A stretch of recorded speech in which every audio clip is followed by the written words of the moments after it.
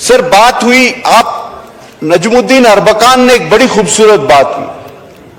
اس نے کہا کہ ہم 1.5 ارب مسلمان ابھی بھی ابابیلوں کا انتظار کر رہے ہیں کہ وہ آئیں گی اور ان کو ماریں گی، اور قسم خدا کی اگر ابابیلیں آ بھی گئیں تو وہ ان کو نہیں، پتھر ہمیں ماریں گی کہ تم لوگوں کا یہ حال ہے.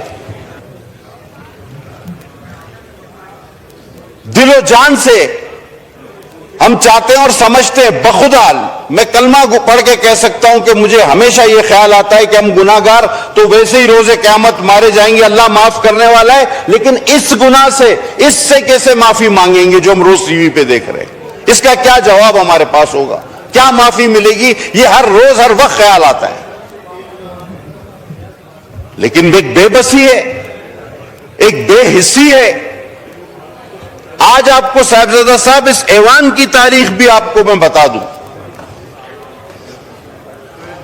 3 بار ایک ایسی چیز ہوئی ہے کہ جس کی مثال کبھی ملتی نہیں.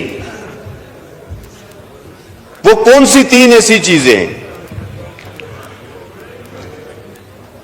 سر ایک،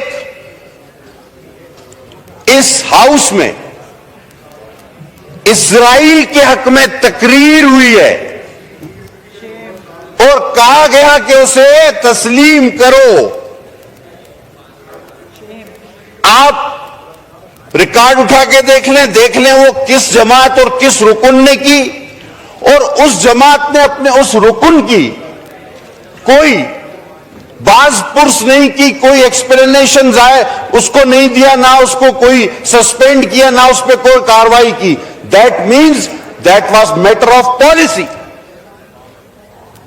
اس ہاؤس میں آپ کہیں گے کہ وہ کون؟ اسما حدید صاحبہ پچھلی اسمبلی میں ہمارے ساتھ تھی. انہوں نے یہاں کھڑے ہو کے تقریر کہا کہ بھئی تم لوگوں کو مسئلہ کیا ہے؟ اپوزیشن والوں کو. ہم اپوزیشن میں تھے، ہم اپوزیشن میں تھے. انہوں نے کہا ریکارڈ موجود ہے، ریکارڈ موجود ہے، آپ اٹھا کے دیکھ لیں نا، ریکارڈ موجود ہے.